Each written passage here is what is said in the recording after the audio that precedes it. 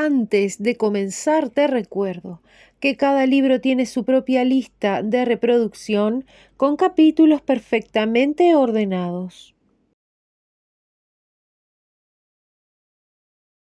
Poliana, Eleanor H. Porter.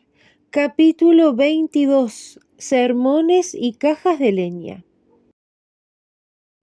En la tarde en que Poliana le contó a John Pendleton sobre Jimmy Bean, el reverendo Paul Ford subió la colina y entró en Pendleton Woods, con la esperanza de que la silenciosa belleza del aire libre de Dios calmara el tumulto que los hombres habían provocado. El reverendo Paul Ford estaba enfermo de corazón.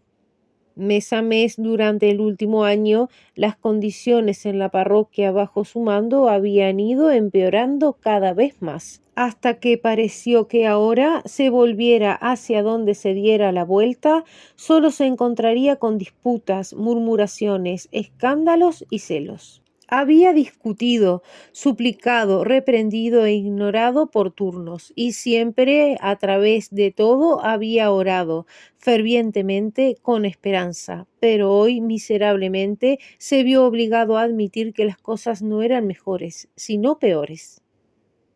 Dos de sus diáconos estaban a punta de espada por algo estúpido que solo una incesante cavilación había hecho valer. Tres de sus trabajadoras más enérgicas se habían retirado de las Ladyside Society porque una diminuta chispa de chismes había sido avivada por lenguas que se agitaban hasta convertirlas en una llama devoradora de escándalo. El coro se había dividido en cuanto a la cantidad de trabajo en solitario que se le daba a una cantante preferida. En cuanto a la escuela dominical, la renuncia de su superintendente y de dos de sus maestros fue la gota que colmó el vaso y envió al pastor acosado a los bosques tranquilos para orar y meditar. Bajo el arco verde de los árboles, el reverendo se enfrentó directamente a las cosas. En su mente la crisis había llegado. Hay que hacer algo y hacerlo de inmediato. Toda la obra de la iglesia estaba paralizada. Los servicios dominicales, la reunión de oración de los días de semana, los test misioneros, incluso las cenas y eventos sociales eran cada vez menos concurridos. Es cierto que todavía quedaban algunos trabajadores conscientes, pero por lo general tiraban de propósitos cruzados y siempre se mostraron muy conscientes de los ojos críticos que los rodeaban y de las lenguas que no tenían nada que hacer más que hablar sobre lo que los ojos veían. Y por todo esto el reverendo entendió muy bien que él, ministro de Dios, la iglesia, el pueblo y hasta el mismo cristianismo estaban sufriendo. Claramente había que hacer algo de inmediato. ¿Pero qué? Lentamente el ministro sacó de su bolsillo las notas que había hecho para el sermón del próximo domingo. Frunciendo el ceño los miró. Su boca se asentó en líneas severas, mientras en voz alta, de manera muy impresionante, leía los versos sobre los que había decidido hablar. Pero, ay de vosotros, escribas y fariseos hipócritas, porque cerráis el reino de los cielos delante de los hombres, porque ni entráis vosotros ni dejáis entrar a los que están entrando.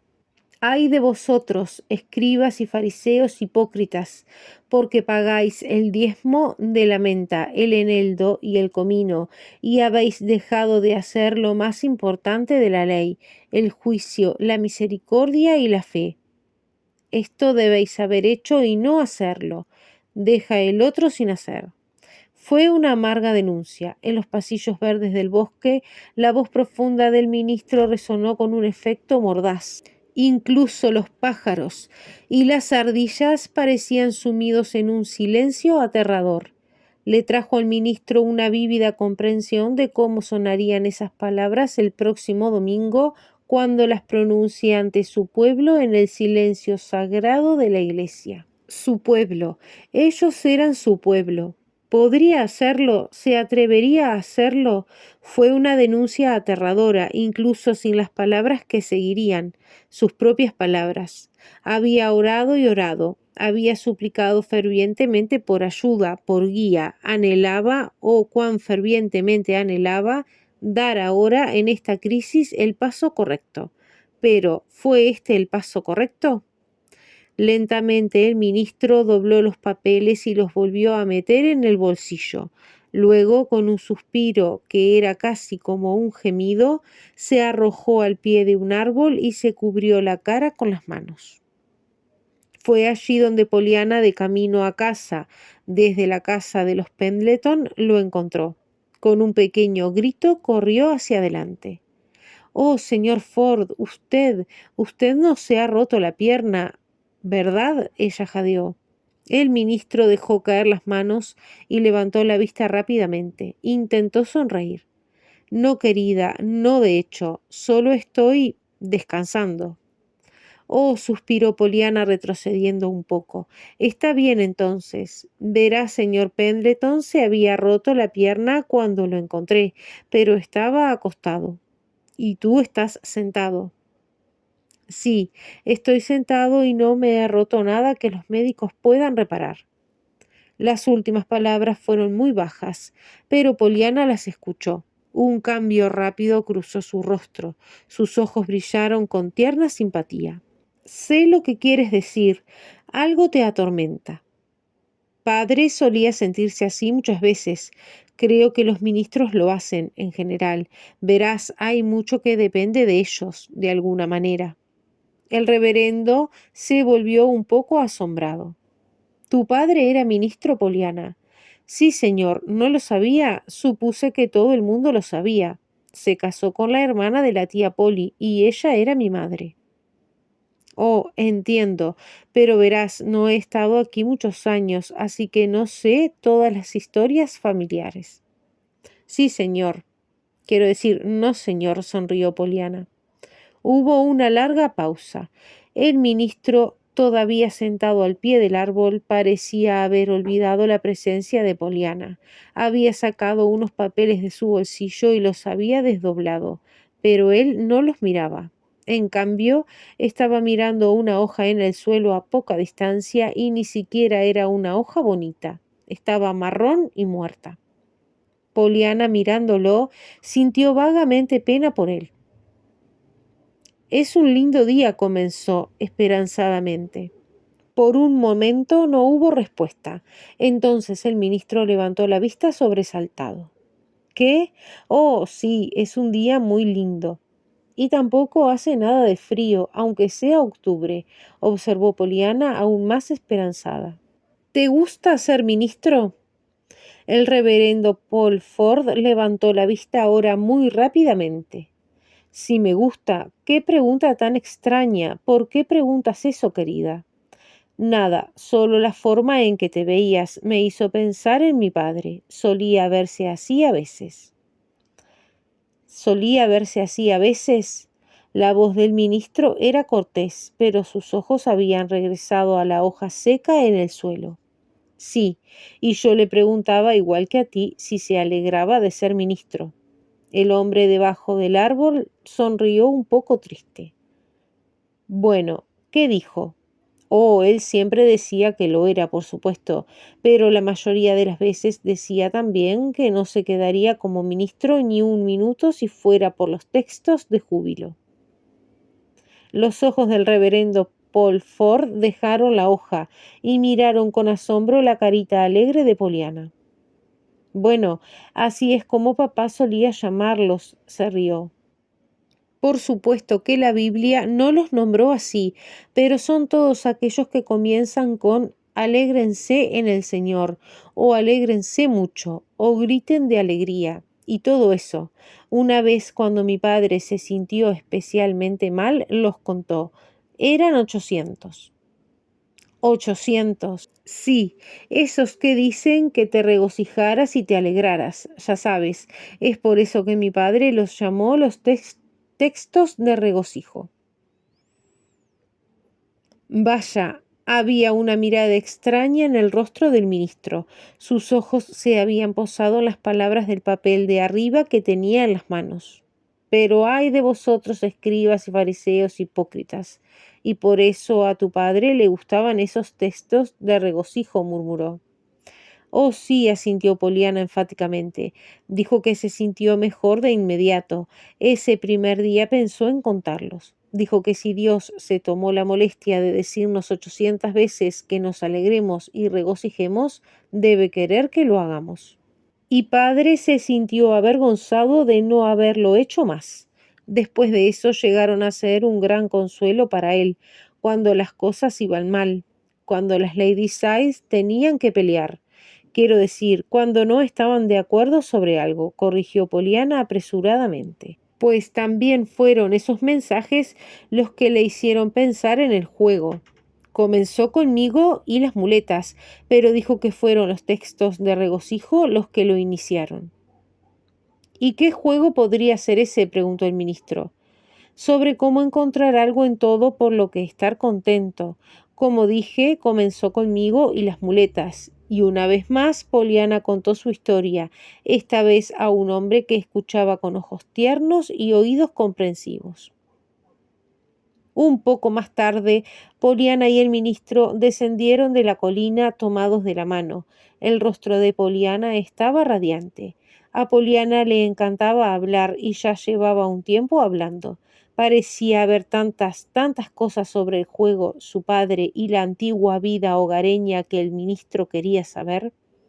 Al pie de la colina sus caminos se separaron, y Poliana por un camino y el ministro por otro siguieron caminando solos. Esa noche en el estudio del reverendo, el ministro se sentó a pensar. Cerca de él, sobre el escritorio, había unas cuantas hojas de papel sueltas, las notas de su sermón. Debajo del lápiz suspendido en sus dedos había otras hojas de papel en blanco, su futuro sermón. Pero el ministro no pensaba ni en lo que había escrito ni en lo que pensaba escribir. En su imaginación estaba muy lejos en un pequeño pueblo del oeste con un ministro misionero que era pobre, enfermo, preocupado y casi solo en el mundo, pero que estaba estudiando la Biblia para averiguar cuántas veces su Señor y Maestro le había dicho para gozarse y alegrarse. Después de un tiempo, con un largo suspiro, el reverendo Paul Ford se despertó, regresó de la lejana ciudad del oeste y acomodó las hojas de papel bajo su mano. Mateo 23 escribió. Luego, con un gesto de impaciencia, dejó caer el lápiz y tiró hacia sí una revista que su mujer había dejado sobre el escritorio minutos antes. Con indiferencia, sus ojos cansados pasaban de un párrafo a otro hasta que estas palabras lo detuvieron. Un día un padre le dijo a su hijo, Tom, quien sabía, se había negado a llenar la caja de madera de su madre esa mañana. Tom, estoy seguro de que será un placer ir y traer algo de leña para tu madre. Y sin una palabra, Tom se fue. ¿Por qué? Solo porque su padre mostró tan claramente que esperaba que él hiciera lo correcto. Supongamos que hubiera dicho, Tom, escuché lo que le dijiste a tu madre esta mañana y estoy avergonzado. Ve de inmediato y llena esa caja de madera. Te garantizo que esa caja de madera aún estaría vacía en lo que respecta a Tom. Una y otra vez leyó el ministro una palabra aquí, una línea allá, un párrafo en otro lugar. Lo que los hombres y las mujeres necesitan es aliento. Sus poderes naturales de resistencia deben fortalecerse, no debilitarse. En lugar de insistir siempre en el deseo del hombre, fallas. Dile de sus virtudes. Trate de sacarlo de su rutina de malos hábitos. Muéstrele su mejor yo, su verdadero yo que puede atreverse y hacer y ganar. La influencia de un personaje hermoso, servicial y lleno de esperanza es contagiosa y puede revolucionar a toda una ciudad. La gente irradia lo que es en sus mentes y en sus corazones.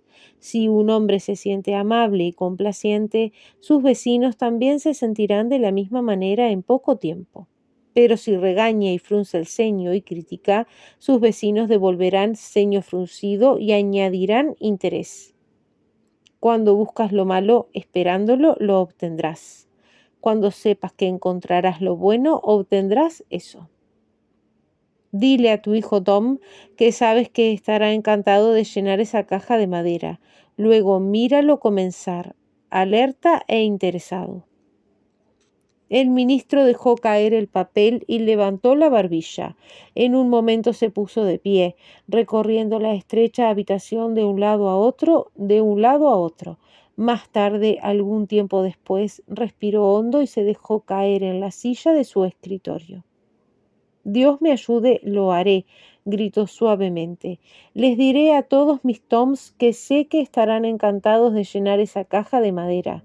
Les daré trabajo y los llenaré tanto de la alegría de hacerlo que no tendrán escapatoria. Es hora de mirar las cajas de madera de sus vecinos. Y recogió las notas de su sermón, rasgó las hojas y las arrojó, de modo que a un lado de su silla estaba escrito: pero ay de vosotros, y al otro, escribas y fariseos hipócritas. Mientras su lápiz volaba sobre el suave papel blanco que tenía delante, después de trazar primero una línea negra a través de Mateo 23. Así sucedió que el sermón del reverendo Paul Ford el domingo siguiente fue un verdadero toque de corneta para lo mejor que había en cada hombre, mujer y niño que lo escuchó.